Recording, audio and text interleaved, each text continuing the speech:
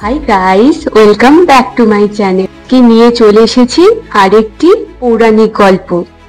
আজকের গল্প শুনে তোমরাও বলবে আমিও পারবো, কারণ আজকে নিয়ে এসেছি অর্জুনের গল্প, যিনি একাগ্রতার জোরে সমস্ত অসম্ভবকে সম্ভব করে দেখিয়েছিলেন। তো দেরি না করে শুরু করা যাক। কল্পনা করো তোমার জীবনের সবচেয়ে বড় চ্যালেঞ্জের মুখে তুমি দাঁড়িয়ে আছো। কি করবে? বন্ধুরা, এই গল্প তোমাদের অনুপ্রাণিত করবে তোমাদের ভিতরের শক্তিকে জাগিয়ে তুলতে। যদি তোমাদের এমন মোটিভেশনাল গল্প পছন্দ হয় তাহলে লাইক, শেয়ার এবং সাবস্ক্রাইব করে আমাকে সাপোর্ট করো। চলো শুরু করা যাক আজকের অনুপ্রেরণার যাত্রা। প্রাচীনকালে পাণ্ডব এবং কৌরব রাজকুমাররা গুরু দ্রোণাচার্যের কাছে যুদ্ধবিদ্যা শিখতেন। গুরু দ্রোণাচার্য ছিলেন অসম্ভব ভালো শিক্ষক। তার শিষ্যরা ছিলেন যুধিষ্ঠির, ভীম, অর্জুন, নকুল, সহদেব। এদের মধ্যে অর্জুন ছিল সবচেয়ে নিবেদিত। তিনি দিন রাত অনুশীলন করতেন, কারণ তার লক্ষ্য ছিল একটাই, বিশ্বের সেরা ধনুর্বিদ হওয়া। একদিন গুরু দ্রোণ তার শিষ্যদের পরীক্ষা নেওয়ার কথা ভাবলেন। তিনি একটি গাছের ডালে একটি পাখি ঝুলিয়ে দিলেন। পাখির চোখ ছিল ছোট্ট একটি কালো বিন্দু।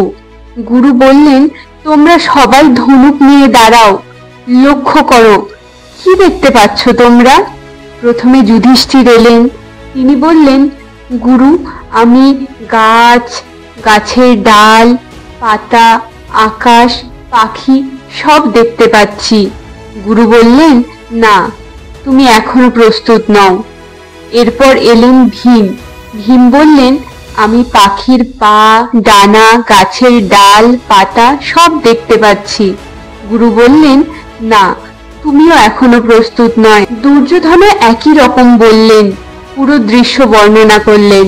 বন্ধুরা, এখানে একটু থামো, কল্পনা করো তোমার জীবনেও এমন পরীক্ষা আসে, চাকরি, পরীক্ষা বা কোনো স্বপ্ন। অনেকে সবকিছু দেখে বিভ্রান্ত হয়ে যান, কিন্তু সাফল্য তখনই আসে যখন লক্ষ্যের ওপর ফোকাস করা যায়। অর্জুনের মতো হও, তোমার ভেতরের শক্তিকে জাগাও আর বলো, আমি পারবো। চলো দেখা যাক অর্জুন কি করলেন। এবার অর্জুনের পালা। তিনি ধনুক তুলে নিলেন। তিনি বললেন, গুরু, আমি খালি পাখির চোখ দেখতে পাচ্ছি, আর কিচ্ছু নয়। গুরু খুশি হয়ে বললেন, চালাও তীর। অর্জুনের তীর গিয়ে সোজা লাগলো পাখির চোখে। সবাই অবাক, কিন্তু এটা ছিল শুধু শুরু। গুরু দ্রোণ জানতেন অর্জুনের একাগ্রতা অসাধারণ। একবার রাতে অর্জুন অনুশীলন করছিলেন। অন্ধকারে মোমবাতির আলোয় খাবার খাচ্ছিলেন, কিন্তু হঠাৎ বাতাসের ঝোঁকে মোমবাতি নিভে যায়। কিন্তু অর্জুন খাওয়া বন্ধ করলো না, কারণ তার মন অন্ধকারের লক্ষ্য দেখতে অভ্যস্ত হয়ে গেছিল। এই ঘটনা থেকে তিনি বুঝলেন অন্ধকারেও অনুশীলন দিয়ে ধনুক চালানো যায়। তাই তিনি রাত দিন অনুশীলন করে বিশ্বের সেরা যোদ্ধা হলেন।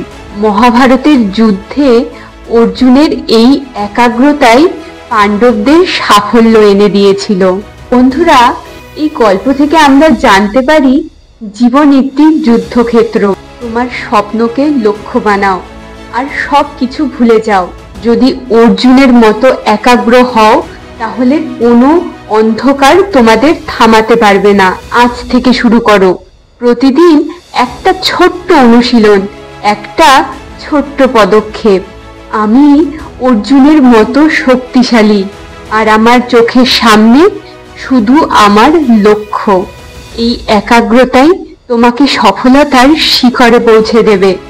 মনে রেখো, অসম্ভব বলে কিছু নেই, শুধু দরকার একাগ্রতার আর তোমার মনের শক্তির।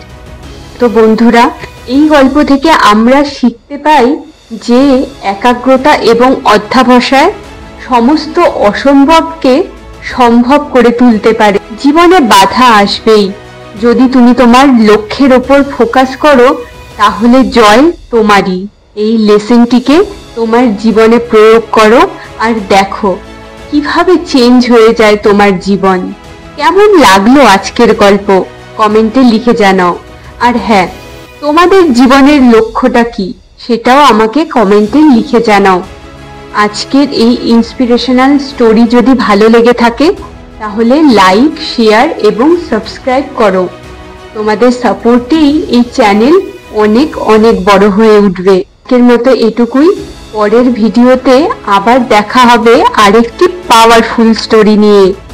আর একটা কথা মনে রেখো, you can do it. Tata.